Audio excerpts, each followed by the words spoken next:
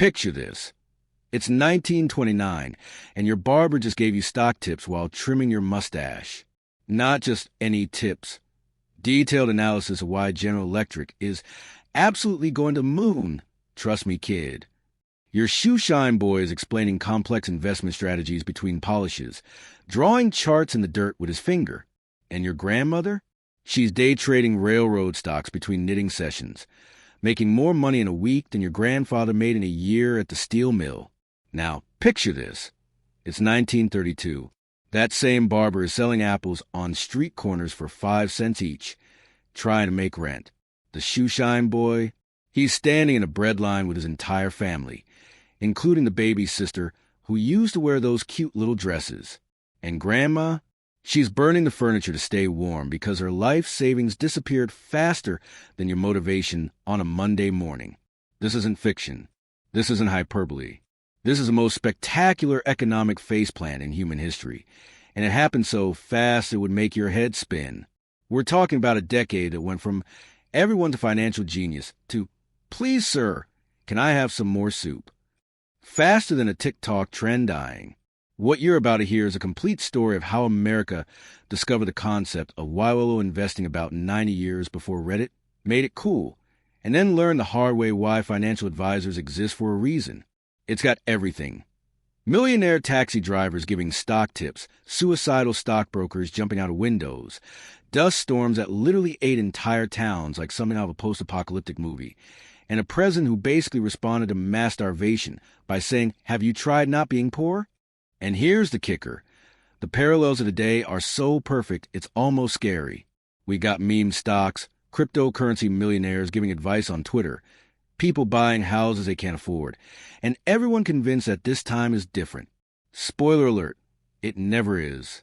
So buckle up, because we're about to dive deep into the Roaring Twenties, when America was basically that friend who wins big at the casino and immediately thinks they've cracked the code of gambling, completely forgetting that the house always wins eventually. Let me paint you a picture of 1920 America. World War I has just ended, and it's like America was the only person at a house party who didn't get completely wasted. Europe looks like someone took a sledgehammer to civilization itself. France has trenches running through it like scar tissue. Germany's economy is held together with spit, hope, and whatever spare change they can find in their couch cushions. Britain's broke. Russia's having what we might politely call political difficulties, and everyone else is just trying to figure out how to rebuild from scratch. Meanwhile, America is sitting pretty like that one friend who shows up to help you move and realizes you've already hired professionals. Our factories are intact. Our cities aren't crater-filled moonscapes, and we've got more money than we know what to do with. It's like being the only sober person at the end of a bachelor party. Suddenly, everyone wants to be your friend, and you're holding all the car keys. The mustaches during this period, by the way, are absolutely magnificent and ridiculous in equal measure. We're talking handlebar situations that could double as coat hangers, waxed to perfection, the kind of facial hair that requires its own Instagram account. These aren't just mustaches, they're architectural achievements. But back to the economy, because holy cow, is it vibing? Factories that spent 4 years perfecting the art of making things that explode are now pivoting to consumer goods faster than a YouTuber chasing trends. Tank manufacturing plants are retooling to make toasters. And not just any toasters, mind you, but electric toasters that pop the bread up automatically like magic. Artillery shell factories are now producing vacuum cleaners that actually work. And refrigerators. Oh my God, the refrigerators. These are your peasantized boxes that require actual ice delivery from actual icemen. These are electric ice boxes that hum quietly in your kitchen, making ice cubes on demand like they're printing money. The technological leap feels like going from horse and buggy to Tesla in about 6 months. People who had never seen electric lighting in their homes are suddenly buying appliances that would have seemed like science fiction just a few years earlier. It's the kind of rapid technological adoption that makes the smartphone revolution look slow and deliberate. New York's skyline is shooting up like it's been injected with pure, concentrated ambition. These aren't just buildings. They're monuments to the idea that America only knows one direction, and that direction is up. The Chrysler Building is rising like a chrome-plated middle finger to gravity itself. The Empire State Building is getting planned like someone took a dare to build the tallest building humanly possible and said, "Hold my beer." It's like playing SimCity with unlimited money and no zoning restrictions. Architects are basically competing to see who can make the most ridiculously tall building. And somehow they're all getting funded because apparently there's unlimited money for ridiculous architectural achievements. And then there's jazz music. Oh man, jazz becomes the Wi-Fi of the 1920s. It's loud, it's everywhere, and nobody fully understands how it works. But everyone's completely addicted to it. Louis Armstrong is basically the Spotify algorithm, except he's got a trumpet and infinitely more soul. Duke Ellington is composing symphonies that make classical music sound like elevator music in comparison. The music is revolutionary in the most literal sense. It's breaking every rule of traditional music and creating something entirely new. It's like if someone took classical music, threw it in a blender with blues, added a shot of liquid electricity, and somehow made it danceable. Jazz clubs are popping up everywhere, underground and overground, and they're packed tighter than a subway car during rush hour. The economy is booming so hard that people genuinely believe they've discovered a secret to infinite prosperity. Even economists, the people whose job it is to find the dark cloud in every silver lining, the professional pessimists who could find problems with winning the lottery, even these people are out here saying things like, "Trust me, this decade is absolutely roaring, and there's no reason it should ever stop." It's like the entire country has collectively decided that economic cycles are a myth, that what goes up doesn't necessarily have come down, and that maybe, just maybe, they've figured out how to break the fundamental laws of economics through sheer force of optimism and really good marketing. Speaking of revolutionary technology, let's talk about Henry Ford's assembly line, because this man basically took the concept of work smarter, not harder, and applied it to the entire concept of manufacturing. What used to take 12 hours of skilled craftsmen carefully assembling each individual car by hand now takes 90 minutes of regular people doing repetitive tasks really, really efficiently. It's like going from cooking every meal from scratch using ingredients you grew yourself to having a meal kit service that delivers pre-measured ingredients and foolproof instructions. Except instead of dinner, you get a car, and instead of 30 minutes, you save 11 and a half hours. Model Ts are rolling off production lines like TikTok videos off the For You page.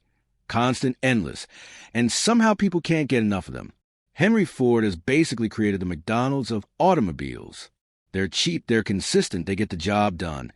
And suddenly everyone and their grandmother can afford one. Cars are flooding the streets like nothing anyone has ever seen.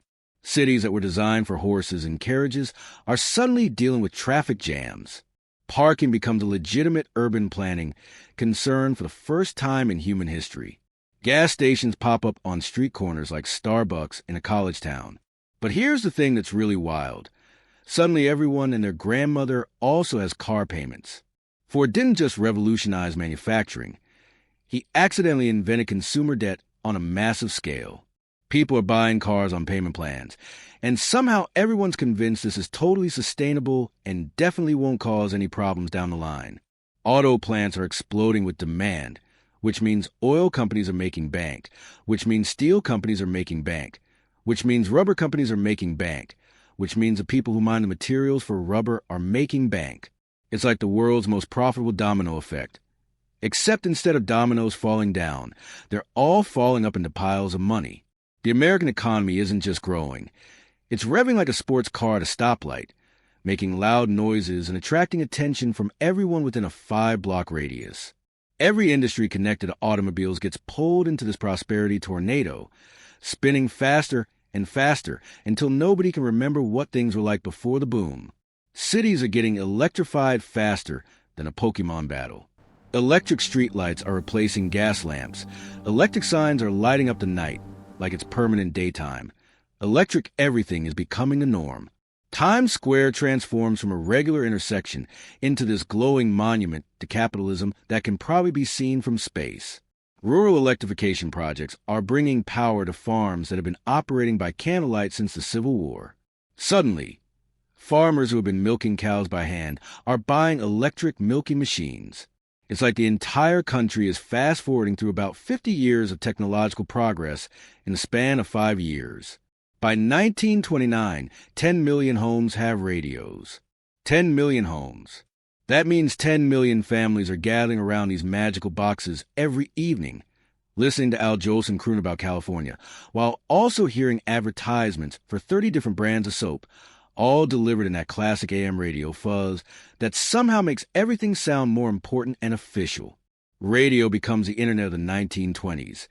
Suddenly, everyone has access to the same information, the same entertainment, the same advertisements.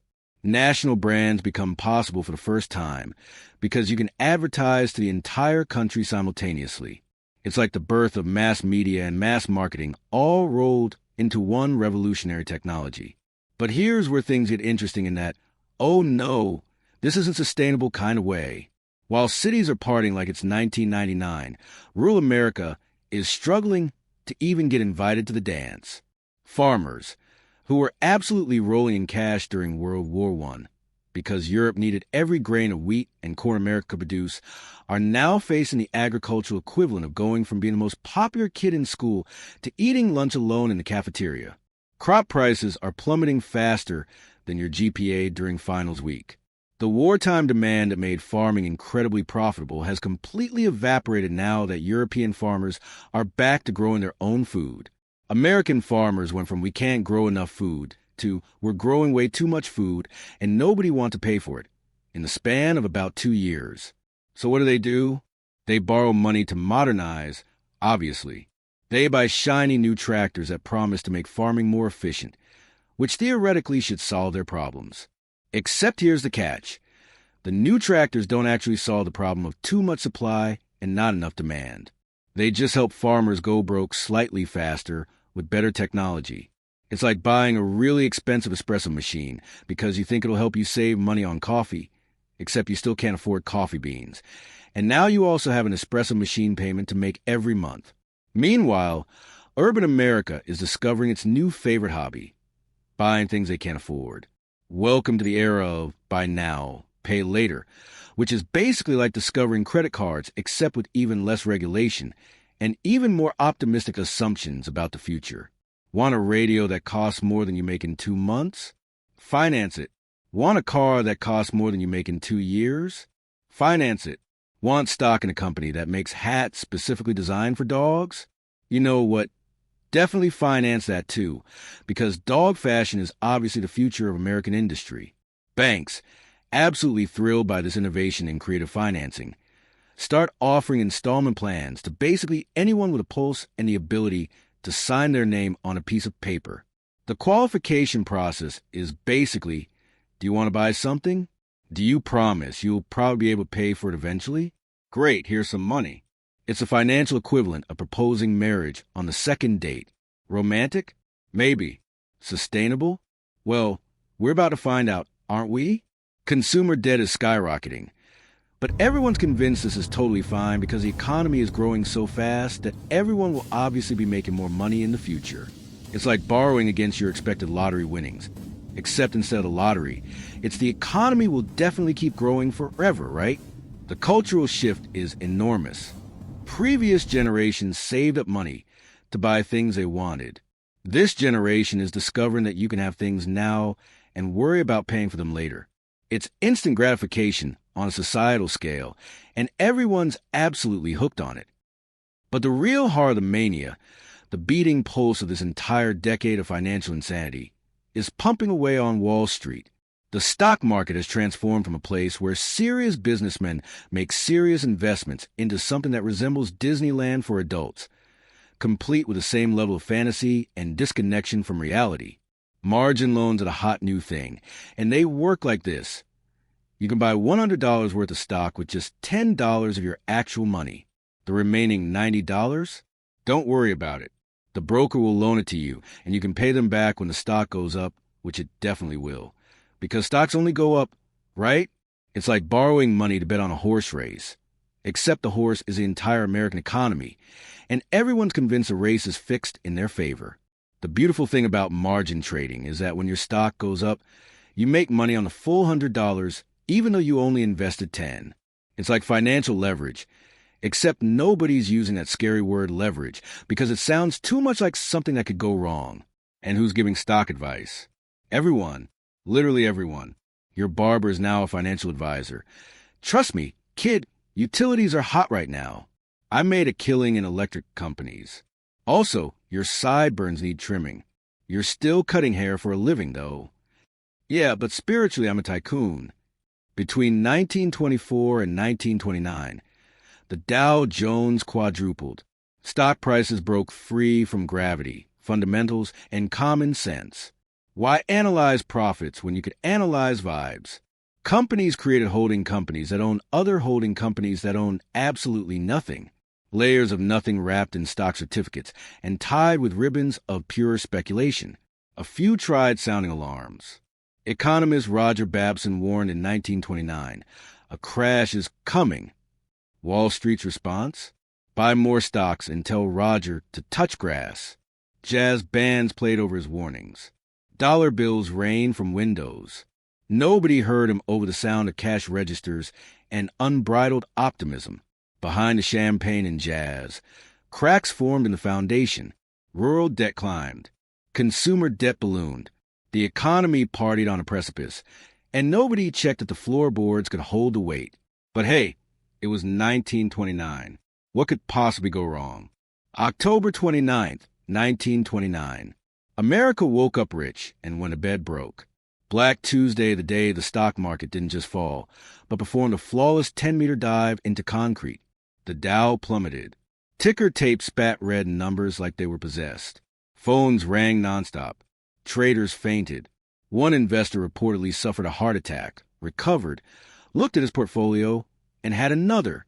$14 billion in wealth vanished. Gone. Adjusted for inflation, that's over $200 billion in today's money. Real homes, savings, college funds, hopes, and dreams evaporated. The crash triggered a devastating chain reaction. Margin calls came due. Investors who bought stocks with borrowed money suddenly owed money they didn't have. Paper fortunes became worthless overnight. Banks collapsed like dominoes. These marble-floored institutions, built on worthless paper and blind optimism, couldn't recover their loans. Bank runs erupted like wildfire. The disaster spread globally. U.S. banks called in overseas loans. European economies, already fragile after World War I, collapsed. Global trade fell by half in 3 years.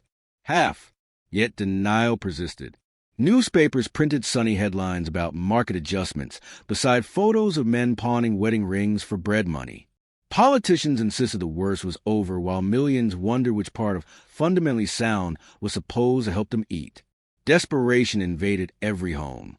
The suicide rate surged. Marriage rates collapsed. Birth rates fell. The future became something people avoided discussing. Just when things couldn't worsen, the sky turned black. Years of aggressive farming had stripped the Great Plains bare. When rain stopped, soil cracked. Then came the winds. Dust storms swept across the heartland, towering, choking, biblical. Black blizzards didn't just cover ground. They blotted out the sun. Crops buried. Livestock suffocated. Homes filled with the earth that once fed families. Millions fled. Oklahoma, Kansas, Texas emptied as families packed everything into broken cars and drove west, chasing rumors of jobs and land that hadn't turned to sand. President Hoover tried holding the center. He encouraged volunteerism, launched modest relief programs, even started the Hoover Dam. But engineering marvels couldn't feed Chicago's hungry or shelter St. Louis families. His refusal of large-scale federal aid created a bitter legacy. His name became synonymous with suffering. Hooverville's shanty towns, Hoover blankets, newspapers for warmth, Hoover flags, empty pockets turned inside out. Summer 1932, thousands of desperate World War I veterans marched to Washington, seeking early payment of promised bonuses. Congress refused. Hoover refused. Then the Army used tear gas and burned their camps. America watched in horror as the government turned weapons on its own heroes. March 1933, Franklin Delano Roosevelt's inauguration. The only thing we have to fear is fear itself. More than a speech, it was America's first deep breath in years. Roosevelt didn't wait. Within weeks, unemployed young men received shovels, tents, and purpose. The Civilian Conservation Corps put them to work planting trees and rebuilding hope simultaneously. The Works Progress Administration followed. Millions hired to build roads, bridges, schools. They didn't just rebuild infrastructure. They rebuilt pride. Former breadline residents now stood on scaffolding, lifting steel toward the sky. The Tennessee Valley Authority brought electricity to forgotten communities. Dams rose. Lights flickered on. Towns that lived in darkness began to glow. Families gathered around radios, not because they could finally afford them, but because they had electricity to plug them in. FDR rebuilt the system's foundation. The SEC tamed Wall Street's wilder impulses. The FDIC protected deposits from vanishing again. Banks reopened, but this time people deposited money hopefully, not frantically. Social Security didn't make anyone rich, but it said something profound. You matter. We'll remember you. You won't have to work until you collapse. Even arts got employment. The Federal Arts Project paid photographers, painters, and writers to capture a recovering nation's soul. Dorothea Lange's migrant mother became the era's face, eyes that said not we're saved, but we're surviving. Hollywood offered escape. The Wizard of Oz showed audiences a gray world transforming to color. During Depression, Americans dreamed harder than ever. The Great Depression didn't end with celebration. It ended with work, blistered hands, tired backs, legislation, hope, and resilience. A nation that collapsed chose, piece by piece, to rise again. As America stood back up, something else approached the horizon. World War II would complete the economic recovery. The New Deal began, but that's another story. Today, as we face our own economic uncertainties, the lessons remain clear. Unchecked speculation leads to collapse. Recovery requires both individual resilience and collective action. And sometimes, the only thing we have to fear truly is fear itself. The Great Depression taught America that prosperity isn't permanent, but neither is despair. What matters is what we build from the rubble. Are you seeing the same warning signs today that people ignored in the 1920s? Do you think we've learned from history, or are we doomed to repeat it with cryptocurrency and meme stocks instead of radio companies and holding companies? I want to hear your thoughts. And if you enjoyed this breakdown of how America went from prosperity to poverty and back again, you're going to love what's coming next. Subscribe and hit the notification bell, because we're diving deep into the stories that shaped our world, the economic disasters, the political upheavals, the social revolutions that everyone should understand but most people never learned about.